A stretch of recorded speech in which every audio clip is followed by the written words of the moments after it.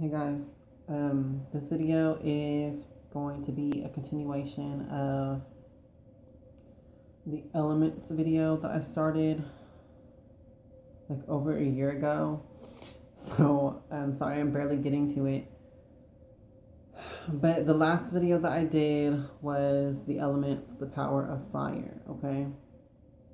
This video is the next element as far as just the one that I randomly choose, which is going to be water, okay? I want to talk about the water element and its different like powers and what have you. So the water element is very much about a receptive energy, okay? It's very much about receptive energy. I would say, let me just say this. The four elements are usually are divided into two genders of masculine elements and feminine elements, okay? Now, I don't really like doing it like that. I like to more say that they should be divided into what is called projective and receptive, okay? Instead of saying male or female, masculine or feminine, I would just say projective and receptive, okay? And here's the reason why. Fire and air, which are called the masculine element, they're both projective, okay? They're about movement. They're about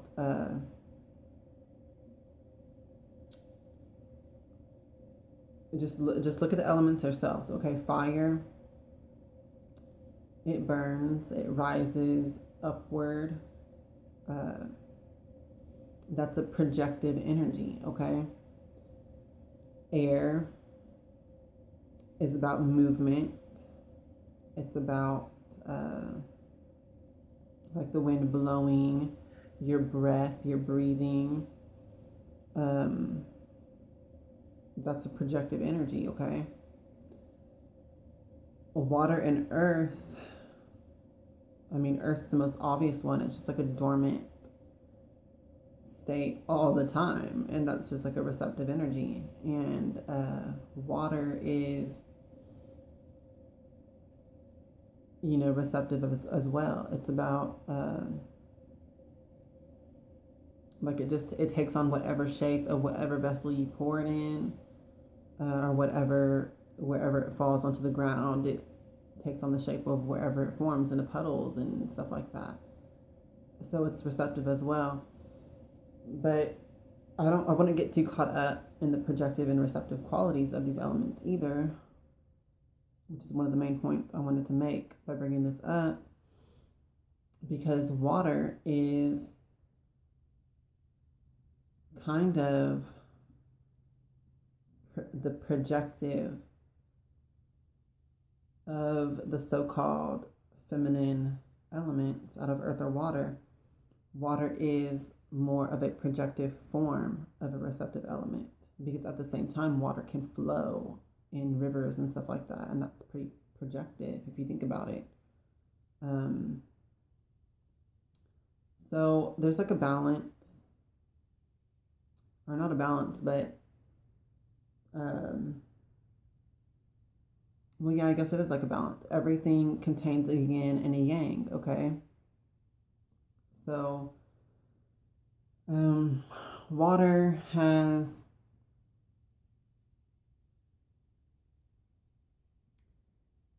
projective qualities, even though it is predominantly receptive, okay? I guess that's all I'm trying to say with it.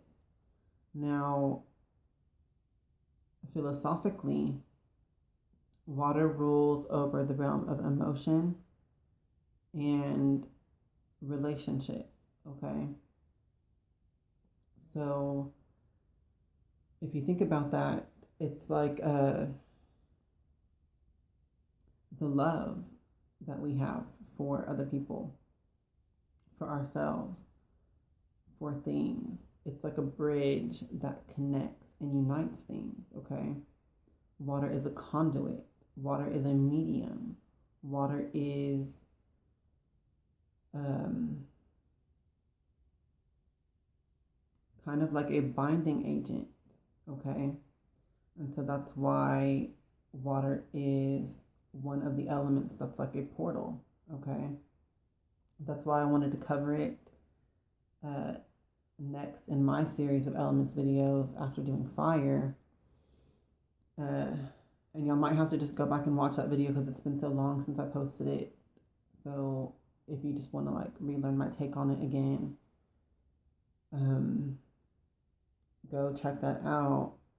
And how I talked about how fire's like a portal, or it just is a portal. It's like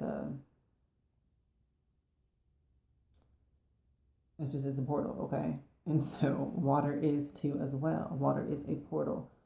That's why we keep a bowl of water or a dish of water or a cup of water on altars when we work with spirits and stuff like that, or even just the elements itself, whatever. It's a portal, okay? It's a medium through which things can be projected and received. It's a medium that can be programmed. There's scientific research into the fact that water can be programmed with intention, okay? Which your thoughts and intentions, what you say and stuff like that over water can change the crystalline structure within it, of the water crystals within it, okay? Y'all can look that up. So it's like I keep calling it a medium. It kind of is. It's like a medium between things. So philosophically, water is like love. Water is like relationship, okay? Because it connects you, it unites you with others. And a give and a take, a push and a pull, like the tides. It's an active, it can be an active element, okay? So let's see, what else did I want to say about water?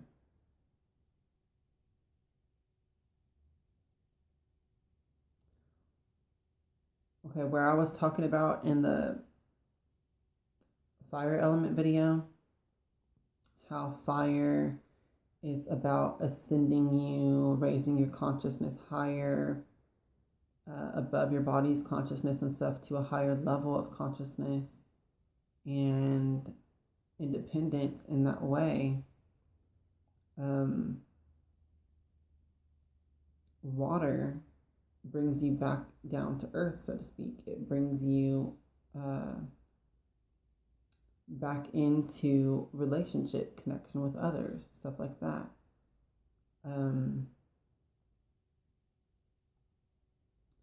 So when you apply this to your magic, what water does for you is it kind of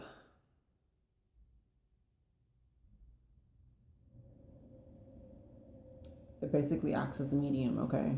I know I keep coming back to that word, but that's really what it is. It acts as a medium for you, for your connection. So when you're applying this to spell work, that's why water is applied, or the element of water is applied for love spells and stuff like that. Even in a sweetening spell or whatever where you use honey, that can still be classified under the category of the water element, okay? So water is a medium. It is a portal to connecting with other people, with spirits, with powers in nature and stuff like that. It's a means of connecting and uniting yourself in relationship with other things, okay?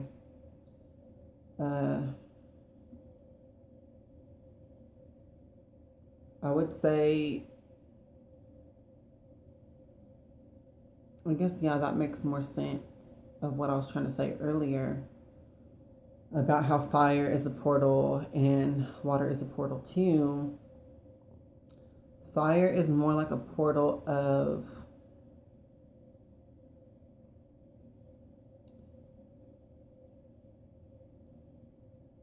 just pure power, pure energy, okay? And working with that. Water is more of a portal of uniting yourself with those powers and with those energies, okay? So it's a receptive portal, whereas the fire is like more of a projective portal as far as like projecting your will and stuff like that. Water is more of a portal that's more receptive, okay? So I just wanted to cover that in this video. Let me see if anything else comes to mind right quick before I end this.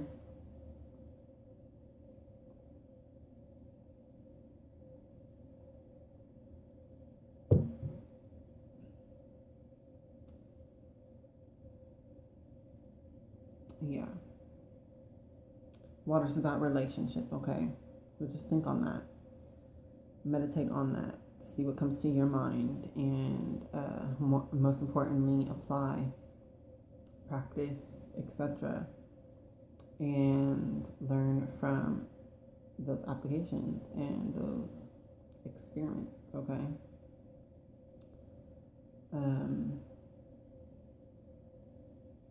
Yeah, I think that about covers it for anything that's coming to mind right now.